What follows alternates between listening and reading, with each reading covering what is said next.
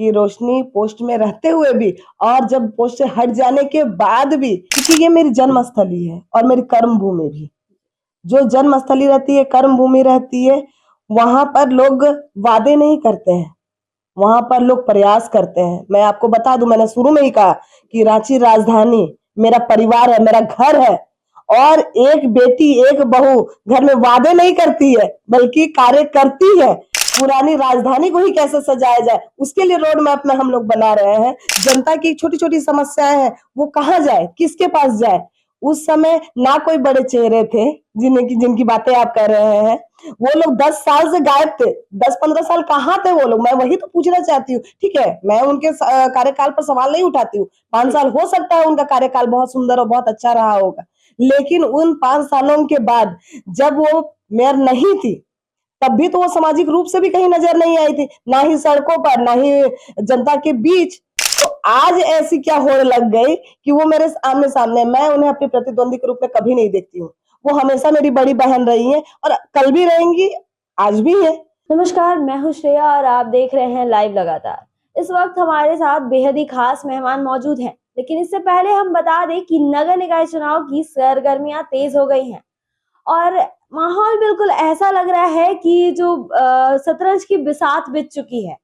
अब इसके साथ ही रांची की जनता दुविधा में है कि इस बार किसे चुने। फिलहाल हम रूबरू हैं भाजपा समर्थित प्रत्याशी रोशनी खलको जी से। अब उनसे जुड़ेंगे और जानेंगे कि किन मुद्दों पर वो इस बार मैदान में उतरी हैं। नमस्कार रोशनी जी, स्वागत है हमारे चैनल में आपका। नमस्ते। आपसे हमारा सीधा सवाल यही है कि रांची की जनता आपको ही इस बार क्यों चुने? रांची की जनता ने मेरा कार्य देखा है। रांची की जनता ने देखा है कि रोशनी पोस्ट में रहते हुए भी और जब पोस्ट से हट जाने के बाद भी हमेशा रांची की जनता के लिए सजग रही है, सड़कों पर उतरी है, ऑफिसों में उसकी आवाज गूंजी है। क्योंकि जनता जानती है कि जब नगर निकाय चुनाव नहीं हो रहा था, ऐसी स्थिति में ये सरकार जब नगर निकाय चुनाव नहीं करा रही थी, तब मात्र एक ही चेहरा था जो माननीय उच्च न्यायालय में और कानूनी लड़ाई में जिसने लड़ करके इस चुनाव को कराने का कार्य किया। तो क्योंकि मुझे जनता का दर्द पता है, क्योंकि ये रांची राजधानी इसलिए नहीं है क्योंकि मैं यहाँ रहती हूँ, ये रांची राजधानी मेरा परिवार है। इस ऐसा परिवार जिसने मुझे मान सम्मान दिया, मुझे एक बेटी की तरह स्वीकारा है। तो इस रांची राजधानी की एक एक जनता मेरे पारिवारिक लोग हैं। उन पारिवारिक लोगों की मैंने जब दुख तकलीफ देखा तो रहा नहीं गया। और आज से लगभग 3 साल पहले हम लोगों ने माननीय उच्च न्यायालय का दरवाजा खटखटाया था ये चुनाव कराने की। आज जो इतनी भागा दौड़ी और होड़ लगी हुई है, ये मैं पूछना चाहती हूँ बाकी प्रत्याशियों से, क्या उस वक्त जनता का दर्द नहीं नजर आ रहा था? किन्होंने भी तो इस पे पहल नहीं की। मैं बाकियों पे नहीं जाना चाहती हूँ, मैं सिर्फ अपनी बातें करती हूँ कि अब रांची राजधानी को सजाने की बारी आई है, इसलिए रांची रोशनी यहाँ मेयर पद के लिए प्रत्याशी के रूप में आपके सामने खड़ी है। अगर राजनीतिक दिशा से देखें तो रमा खलको जी हैं जो आपके मुकाबले में सीधे सीधे टक्कर दे रही है। वो उनकी बात करें तो वो पहले भी मेयर रह चुकी है, उनको जनता ने पहले भी देखा है, उन्होंने पहले भी बहुत सफलतापूर्वक रांची को चलाया है। तो उनके सामने आप खड़ी हैं, तो उनके मतलब कहे तो आपको ही उनके मुताबिक आपको, क्योंकि वो अनुभवी हैं और आप पार्षद पद से उठकर मेयर पद के लिए खड़ी हुई, बिल्कुल तो बिल्कुल मैं यही कहना चाहती हूँ कि मैं ग्राउंड लेवल से उठकर ऊपर आई हूँ। मैंने 10 से 15 साल हम लोगों ने जनता की सेवा किया है, 15 साल लगातार जनता के बीच रहे हैं। एक पार्षद को सुख दुख उन जनता की क्या परेशानी है, उन्हें छोटे लेवल पर किन किन परेशानियों से गुजरना पड़ता है, इसकी जानकारी है मुझे। मैं जानती हूँ, डे टू डे मैं जनता से मिलती थी 15 साल तक लगातार। और इन्हीं सारी मुद्दों को लेकर के ही मैंने उच्च न्यायालय में भी अपील किया था कि जनता की छोटी छोटी समस्याएं हैं, वो कहाँ जाए, किसके पास जाए। उस समय ना कोई बड़े चेहरे थे जिनकी बातें आप कर रहे हैं। वो लोग 10 साल से गायब थे, 10-15 साल कहाँ थे वो लोग, मैं वही तो पूछना चाहती हूँ। ठीक है, मैं उनके कार्यकाल पर सवाल नहीं उठाती हूँ। 5 साल हो सकता है उनका कार्यकाल बहुत सुंदर और बहुत अच्छा रहा होगा, लेकिन उन 5 सालों के बाद जब वो मेयर नहीं थी, तब भी तो वो सामाजिक रूप से भी कहीं नजर नहीं आई थी, ना ही सड़कों पर, ना ही जनता के बीच। तो आज ऐसी क्या होड़ लग गई कि वो मेरे आमने सामने, मैं उन्हें अपने प्रतिद्वंदी के रूप में कभी नहीं देखती हूँ। वो हमेशा मेरी बड़ी बहन रही हैं और कल भी रहेंगी, आज भी है। लेकिन बड़ी दीदी ये जो बीच का कार्यकाल था 10 साल का, उसमें कैद थी। अच्छा, यदि आप चुनाव जीतकर आती हैं, तो आपकी सबसे बड़ी प्राथमिकताएँ क्या होंगी? देखिए, मुद्दे बहुत हैं, क्योंकि 3 साल का लंबा गैपिंग के बाद ये उत्सव आया है। उत्सव इसलिए मैं कह रही हूँ कि जब ये 4 साल 5 साल खत्म होने वाला रहता है टर्नओवर और उसके बाद ही चुनाव हो जाता है, लेकिन ये बहुत प्रयासों के बाद ये उत्सव आया है, तो इसे भारतीय जनता पार्टी और हम लोग उत्सव के रूप में मना रहे हैं। लेकिन आपने कहा है कि आखिर ये किन मुद्दों को लेकर के आते हैं, तो मैं इसमें बता दूं, मुद्दे बहुत है, लेकिन अभी रांची राजधानी को राजधानी बनाना यही सबसे बड़ा मुद्दा है। जी। क्योंकि आप अगर देखिएगा कि रांची राजधानी झारखंड की राजधानी है, झारखंड जैसा सुंदर और ऐसा राज्य कहीं कहीं नहीं है, लेकिन फिर भी रांची की राजधानी की जो स्थिति है, उसे देखकर कभी कोई नहीं कह सकता है कि यहाँ पर ये राजधानी है। इसके लिए अभी बहुत स्मार्ट प्लानिंग हो रही है और हम लोगों ने इसका जो रूपरेखा है, विकास का जो रूपरेखा है, उसका बना करके हम लोगों ने जो उसका खाका है वो बना करके हम लोगों ने रख लिया है। निश्चित ही जैसे ही चुनाव खत्म होते हैं और निगम परिषद की बैठक होती है, उसके बाद इसका प्रपोजल भी रखा जाएगा और इस पर पहल भी किया जाएगा और निरंतर हम लोग आगे बढ़ेंगे। उसमें बहुत सारी चीजें हैं, मैं आपको छोटी सी चीजें उसमें एकदम उदाहरण के लिए बता दूं कि छोटी-मोटी मूल सुविधाएं जो है, रोड, नाली, ये सारी चीजें तो है ही। इसके साथ महिलाओं से जुड़ी हुई चीजें, महिला सशक्तिकरण, महिलाओं को सुरक्षित रखने के लिए हम लोगों ने उसमें भी प्लानिंग उसमें डाला हुआ है। मैडम, जैसे कि आपने बात किया कि रांची नगर निगम राजधानी बनाने की पहल कर रही है और आप भी इसमें साथ देंगी।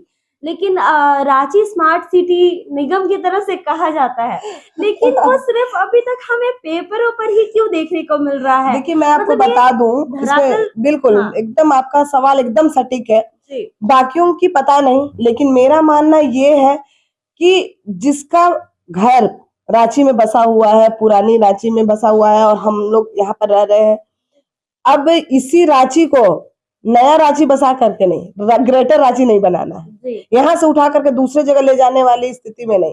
अभी भी बना हुआ है, एचएससी जैसे क्षेत्र में देखिएगा एक स्मार्ट सिटी बना हुआ है, लेकिन आज भी खाली पड़े हुए हैं। उसका कारण ही यही है कि लोग अपने पुराने घर छोड़कर नहीं जाना चाहते हैं। बिल्कुल। तो मेरा मानना ये है कि पुराना घर को ही कैसे सजाया जाए, पुरानी राजधानी को ही कैसे सजाया जाए, उसके लिए रोड मैप में हम लोग बना रहे हैं। तो आप उसके लिए निश्चिंत रहें, उसी के लिए मैं प्लानिंग कर रही हूँ। यहाँ से रांची को उठा के कहीं दूसरे जगह नहीं लेके जा रही तो अगर आप जीतती है तो पुरानी रांची को ही नई रांची बिल्कुल बनाना चाहेंगी और बिल्कुल उसी को स्मार्ट सिटी को उसी को इतने तरीके से सजाऊंगी पूरे, अगर राज्य सरकार ने सपोर्ट किया। जी। क्योंकि किसी भी विकास का अगर लंबी लकीर खींचा जाता है और किसी भी राज्य का डेवलपमेंट होता है तो अकेले नहीं हो सकता है। बहुत सारी विभागों का समन्वय बैठाना होता है, तो निश्चित ही सारे लोगों का सपोर्ट रहेगा तो रांची राजधानी का विकास और रांची राजधानी आपको स्मार्ट रूप में नजर आएगा। चुनाव जीतने के बाद अक्सर वादे कागजों में रह जाते हैं। आप अपनी जवाबदेही कैसे तय करेंगी मैडम?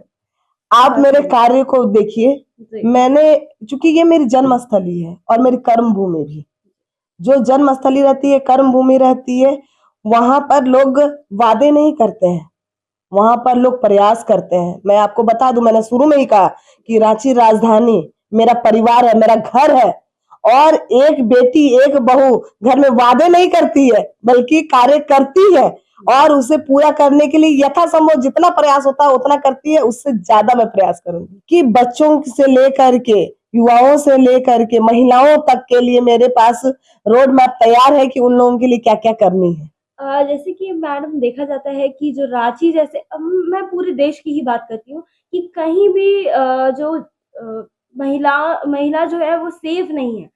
तो आप रांची में ऐसा महिलाओं के लिए क्या करेंगी जो जिससे वो सेफ महसूस करे? बिल्कुल, उसमें मेरे जो रोड मैप है उसमें लगभग पूरे शहर में सीसीटीवी कैमरे का प्रावधान किया गया है, पिंक पुलिस का प्रावधान किया गया है और भी बहुत सारी चीजें हैं जिसे मैं कैमरा में अभी बोलने के लिए शायद उपयुक्त नहीं हूँ, क्योंकि जब तक उसे मैं सचमुच निगम परिषद की बैठक में नहीं रखती और सबका अप्रूवल नहीं हो जाता है, तब तक वो माइक पे कहना उचित नहीं हो।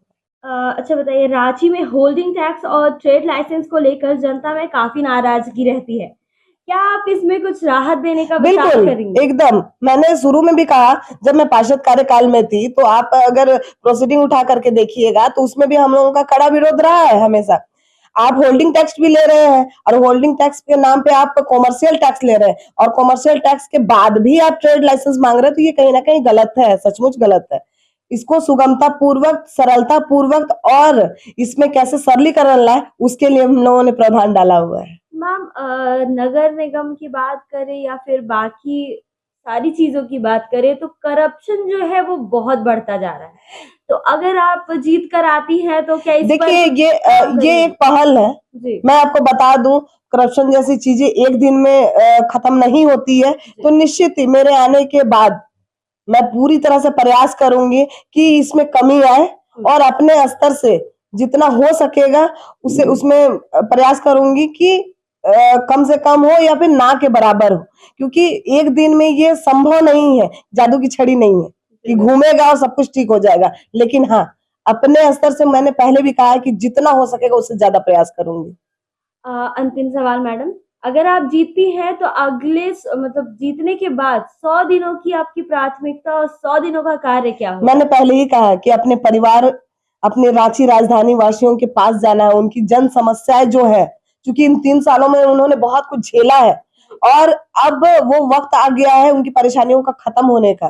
तो निश्चिंत रहे आप, वो 100 दिन का जो समय है, उसी के लिए मैंने वो विकास की जो खाका तैयार करके रखी है, उसे जनता के बीच लेके जाना है, उसमें भी अप्रूवल कराना है और सारी जनता से का आभार भी व्यक्त करना है। तो यह थी रांची की मेयर प्रत्याशी जिन्होंने बताया कि उनके पास रांची के विकास के लिए क्या रोड मैप है। अब फैसला रांची की जनता को करना है। 27 फरवरी को साफ हो जाएगा रांची का ताज किसके सर जाएगा। ऐसी ही खबरों के लिए बने रहे लाइव लगातार के साथ। लाइव लगातार के वीडियो को लाइक करें, सब्सक्राइब करें और बेल आइकॉन को दबाना न भूलें।